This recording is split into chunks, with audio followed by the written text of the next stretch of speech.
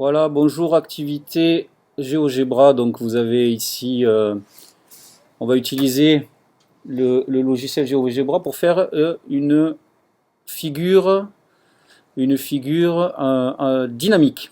Dynamique, ça veut dire qu'on va pouvoir bouger des points, on va pouvoir faire une infinité de figures en une seule figure. Donc c'est ça qui est vachement intéressant avec le logiciel GeoGebra. Et du coup, d'abord on va créer notre carré ABCD. D'accord? Donc le mieux, c'est de directement créer les points à partir de la barre de saisie. D'accord? Donc A égale, et je donne les coordonnées. Donc je vais prendre comme coordonnées pour le point A 0,8. Donc comme ça, le point A est fixé. Ensuite, je continue, je crée le point B égale. Le point B, c'est 8,8. Les coordonnées. Entrée, on est bon. Le point C, eh bien, il a pour coordonnées 8, 0. Et le point D, il a pour coordonnées 0, 0. Bon, je me suis arrangé pour être placé comme il faut. Voilà. Donc j'ai mes 4 points. Et maintenant, je vais créer les segments qui relient ces points-là pour créer le carré ABCD. Donc vous cliquez sur A, vous cliquez sur B. Vous cliquez sur A, vous cliquez sur B, etc., etc. Vous avez votre carré, ça ne pose pas de problème. Voilà. Ensuite, on va créer un curseur. On va créer un curseur. Le curseur, il est ici. On va créer un curseur pour le point P. Le point P, eh bien, il va se balader sur le segment AB. Donc le point P, il a une abscisse qui est comprise entre 0 et 8 et il a une ordonnée qui vaut 8. Donc l'abscisse qui est comprise entre 0 et 8, eh bien, on va la créer grâce au curseur. Donc je suis allé dans curseur, je clique sur la figure à un endroit où j'ai envie d'avoir le curseur, voilà. Et A, c'est un nombre qui est compris entre 0 et 8. Voilà.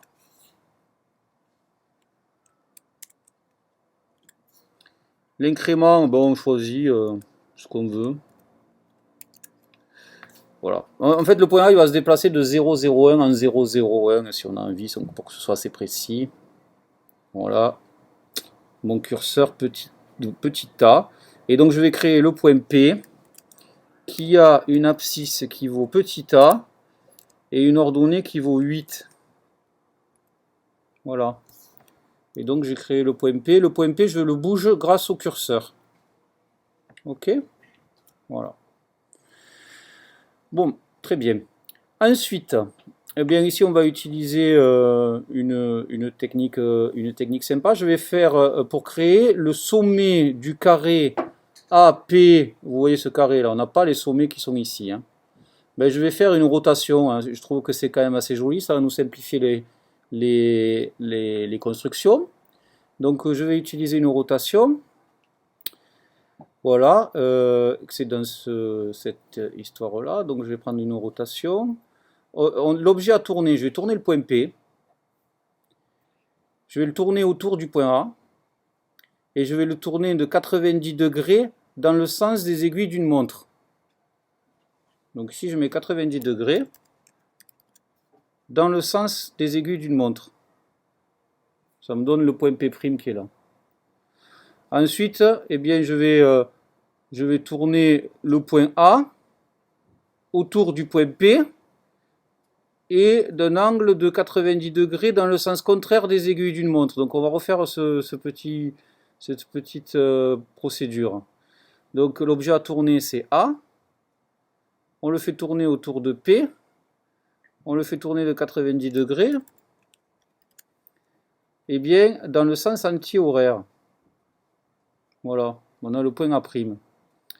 Ok, et donc je peux relier ces points-là.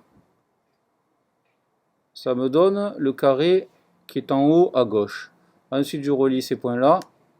Ça me donne le triangle que je souhaite. Voilà.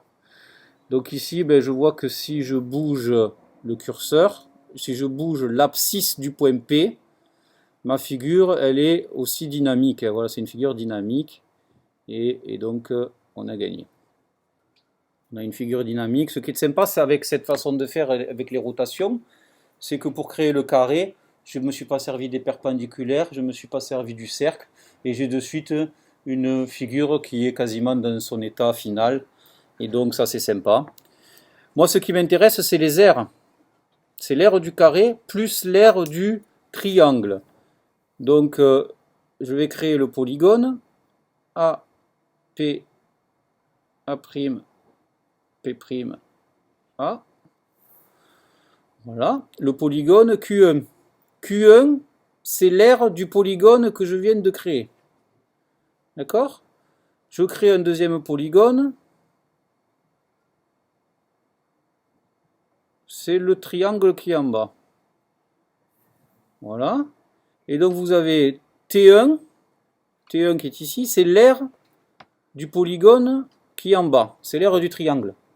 Donc vous avez, on regarde la barre de saisie, Q1, l'aire du polygone qui est en haut, et T1, c'est l'aire du polygone qui est en bas. D'accord? Et quand je bouge, bien entendu que ces aires bougent aussi. Hein. Voilà, je fais grandir ici mon aire du carré. Hein. On voit ici que ça grandit. Pour moi, ce qui m'intéresse, c'est l'aire totale. Donc l'aire totale, je vais l'appeler R. Et je vais dire que l'aire totale, qu'est-ce que c'est? Eh bien, c'est l'aire du polygone triangle, T1. Donc je tape T1. Plus l'aire du polygone carré, qui s'appelait Q1.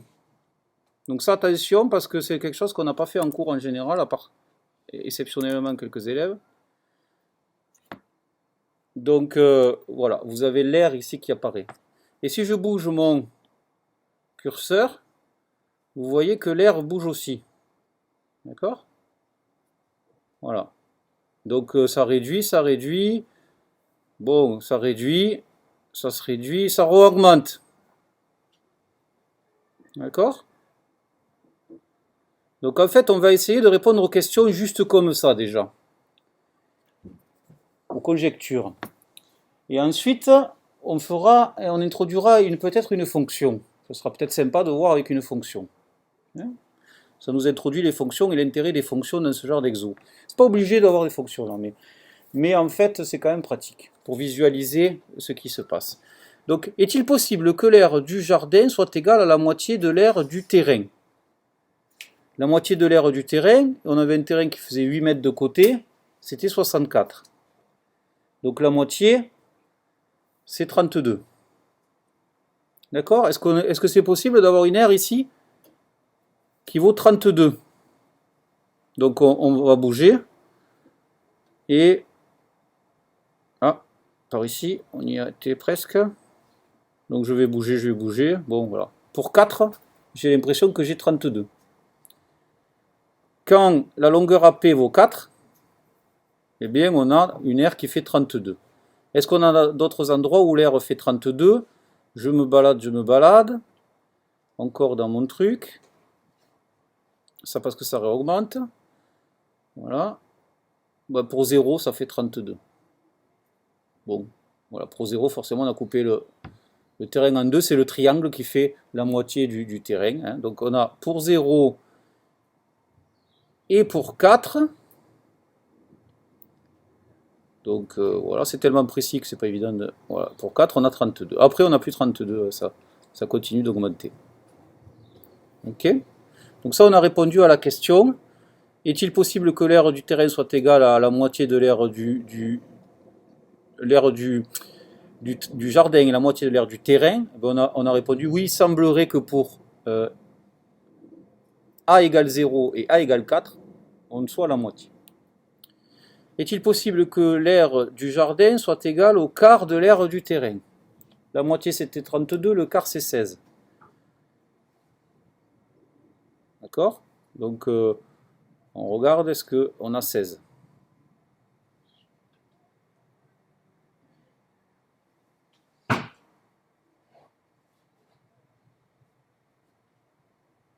Bon, il semble pas. D'accord? L'aire a l'air toujours plus grande que 16.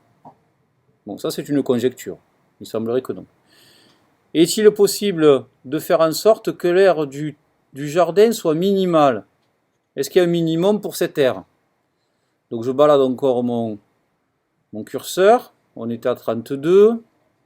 Ça descend, ça descend. 28 et ça remonte. Il semblerait que le minimum... Bon, ben là, je l'ai dépassé. Hein. Voilà. Bon, pour 2. Pour 2, il semblerait que j'atteigne le minimum qui vaut 28. D'accord? Et après, est-ce que le minimum est atteint à un autre endroit? Il semblerait que non. D'accord? Voilà. Donc, grâce à ce logiciel, grâce à cette figure dynamique, eh bien, on peut conjecturer. Ici, c'est seulement des conjectures, c'est-à-dire qu'on observe des résultats. Conjecturer, c'est observer. D'accord? J'observe. Maintenant, on va pouvoir quand même démontrer. Donc, ce qui est intéressant, toujours pour conjecturer, hein, c'est de regarder les points que je vais appeler Q et qui ont une abscisse qui fait petit a et une ordonnée qui fait l'air. D'accord? Donc en abscisse, le point Q, voilà, bon. Il a une abscisse qui fait 3,6 et son ordonnée, elle fait 36,56. Ça veut dire que le point P, quand il est à 3,6, vous avez l'aire de la figure orange ici, qui vaut 36,56. D'accord? Je vais un peu réduire tout ça. Le 36, on ne le voit pas apparaître là, c'est quand même très très haut pour ce dessin-là. Voilà. Donc on va encore réduire un poil.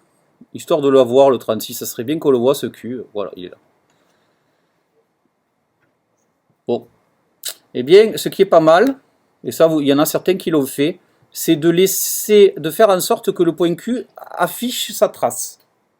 On va déplacer son abscisse, on va déplacer le point A, on va déplacer le point P, c'est-à-dire on va bouger le curseur petit a. En bougeant le curseur petit a, on va bouger aussi le point grand Q. Parce que le point grand Q, il a une abscisse qui vaut petit a. Donc si je bouge mon curseur grand Q, ici grand Q, il a une abscisse qui vaut 3,6. Si je bouge grand Q, si je bouge petit a, grand Q bouge aussi. Hein. Et l'air bouge.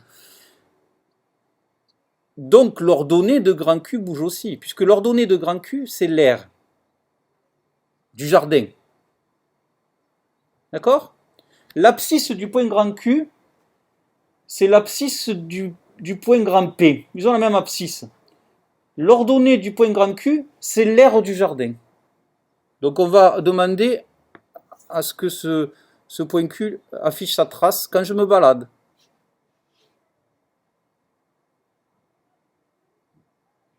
D'accord? Voilà, donc vous avez ici l'évolution de l'aire en fonction de l'abscisse du point P. D'accord? Ça veut dire qu'on a bien un minimum. Un minimum qui est atteint ici pour 2. D'accord? Pour une abscisse du point P qui valait 2. Et puis aussi, on arrive à avoir 32.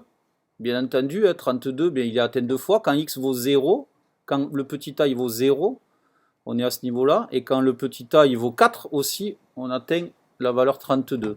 Et bien entendu que la valeur 16, on voit bien que jamais l'air vaut une valeur 16, grâce à la fonction. Voilà, donc ça c'est très intéressant aussi de tracer la fonction. Donc pour tracer la fonction, la courbe représentative de la fonction, qu'est-ce que j'ai fait? J'ai dit le point P, il a une abscisse qui vaut petit a. Je crée un nouveau point, le point grand Q, qui a une abscisse petit a comme le point P, et qui a une ordonnée qui vaut l'aire du jardin. Et du coup, je vois l'évolution de l'aire du jardin en fonction de l'abscisse du point P, de la position du point P sur le segment AB. D'accord? Donc ça c'est vraiment intéressant, ça montre tout l'intérêt des fonctions. Et donc grâce à l'étude des fonctions, on va pouvoir On verra ça un peu plus tard, eh bien, étudier le minimum, étudier quand est-ce que ça fait 32, pourquoi ça fait pas 16, etc., etc. Je fais une pause qui sera comme il faut. Voilà. Donc maintenant nous en sommes à la partie 2, modélisation mathématique. Donc vous avez ici, hop, je vais créer. Hein. Vous avez la longueur AB, elle vaut, c'est X. La longueur AB c'est X. Ça correspondait au petit a dans notre curseur, dans la figure GeoGebra. Le X, c'était le petit a. Le X, bien entendu, il est compris entre 0 et 8. D'accord? X est la longueur AP comprise entre 0 et 8. Soit le point P il est au niveau de A, X vaut 0, soit le point P il est au niveau de B, X vaut 8. Ok? Exprimer l'aire du jardin en fonction de X. Bon, ben l'aire du jardin, je l'appelle R. D'accord? C'est l'aire du carré plus l'aire du triangle.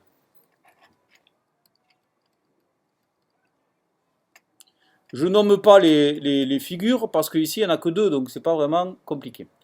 L'aire du carré c'est côté fois côté, donc ça fait x fois x. X au carré. D'accord? L'aire du triangle. Alors, il faut que je regarde ce triangle. Ce triangle-là, il a une base qui fait 8. Ok? Il a une hauteur, la hauteur elle est ici. La hauteur, qu'est-ce que c'est? C'est 8. Ici on a 8. Moins x. Ici on a x. D'accord? Et l'aire du carré, c'est base fois hauteur divisé par 2.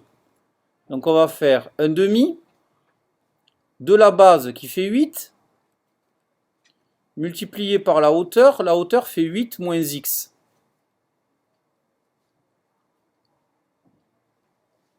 Ok? Et donc vous avez l'aire, on peut simplifier un petit peu peut-être, x au carré, la moitié de 8 c'est 4, multiplié par 8 moins x. D'accord? Voilà. Donc ça c'est l'aire du jardin. Petit b. Parmi les expressions suivantes, reconnaître celle qui donne aussi l'aire du jardin. X au carré moins 4x plus 32, x au carré moins 8x plus 64, x moins 2 au carré plus 28, x fois x plus 4. Bon, donc en fait il y a plusieurs possibilités. La première possibilité qui me vient à l'esprit, c'est d'abord de développer cette expression-là pour voir si ça correspond à celle-ci ou celle-là. On va regarder entre les deux premières, quelle est celle qui est bonne. Donc x au carré, plus, donc ici 32, 8 fois 4, 32, moins 4x. D'accord?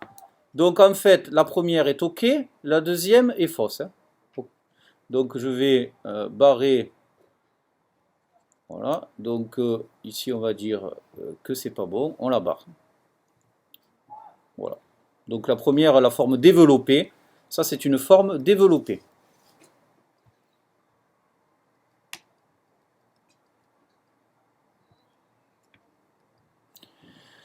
On continue avec x-2, le tout au carré plus 28.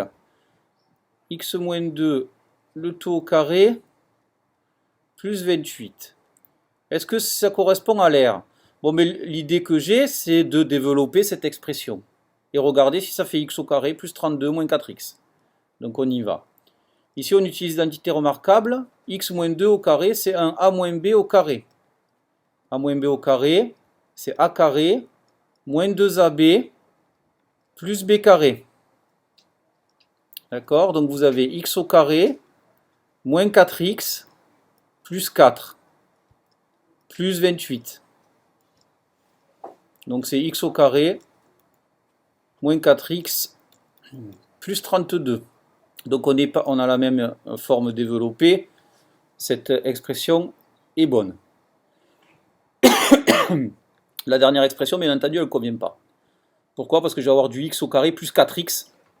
Et en fait, il n'y a pas du tout le terme constant. Donc si je développe cette expression, jamais je tombe sur l'expression développée de l'air. Donc je peux barrer la dernière expression. D'accord? Donc on a trois expressions qu'on peut stabiloter. On a l'expression qui est donnée par notre petit calcul. On a la forme développée. Et on a ce qu'on appelle la forme canonique. Voilà. Donc ça, on va mettre un petit... On va entourer. Et on appelle ça la forme canonique.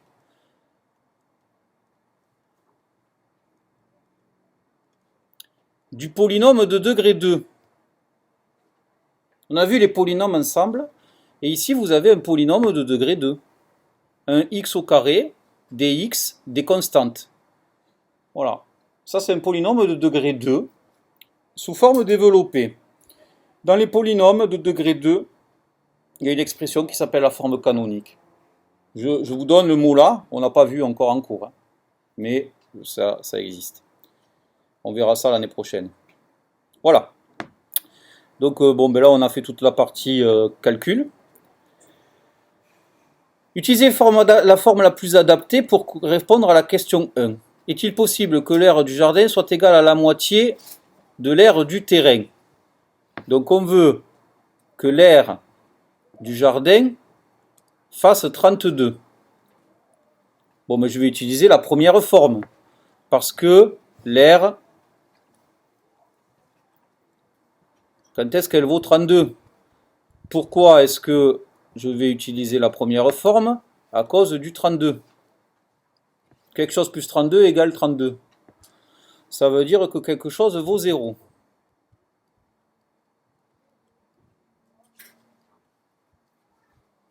Ça veut dire que, en factorisant par x est un facteur commun, x fois x moins 4 fois x. Je factorise par x.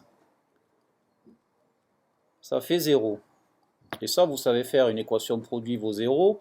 Ça veut dire que le premier facteur vaut 0, ou le deuxième facteur vaut 0. Et on retrouve les solutions 0 et 4 que l'on avait conjecturées dans la partie dynamique avec le logiciel. Voilà. Question numéro 2. La question numéro 2, c'était: est-ce que c'est possible que l'aire du terrain fasse 16? On va utiliser la forme canonique. L'aire vaut 16? Eh bien, je cherche x tel que x moins 2 au carré plus 28, ce soit égal à 16. Je soustrais de chaque côté par 28. Je fais passer le 28 de l'autre côté en somme. Donc ça fait x moins 2 au carré égale 16 moins 28. Moins 28 plus 28 moins 16. 28 moins 16, ça fait 12. Donc ça fait moins 12. Bon. Je veux un carré qui vaut moins 12. Ça, c'est impossible. Un carré n'est jamais négatif dans les nombres réels. Ici, on cherche des nombres réels. Des abscisses. Des abscisses, ce sont des nombres réels. On cherche des longueurs AP, des abscisses pour le point P, tel que x moins 2 au carré, ça fasse moins 12. Ça, c'est impossible dans R. Donc là, on répond à la question avec la deuxième forme. Et ensuite, question numéro 3, est-il possible de faire en sorte que l'aire du jardin soit égale à la moitié, soit minimale, pardon. L'aire du jardin soit minimale, on va se servir encore de la forme canonique.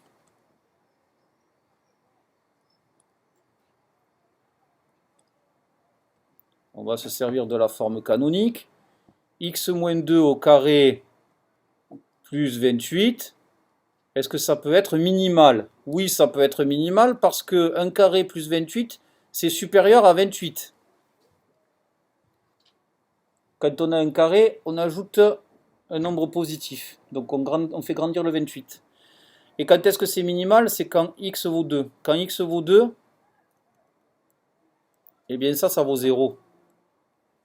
Donc mon R, elle est plus grande ou égale à 28. Mais des fois, elle vaut 28. C'est quand cette expression vaut 0.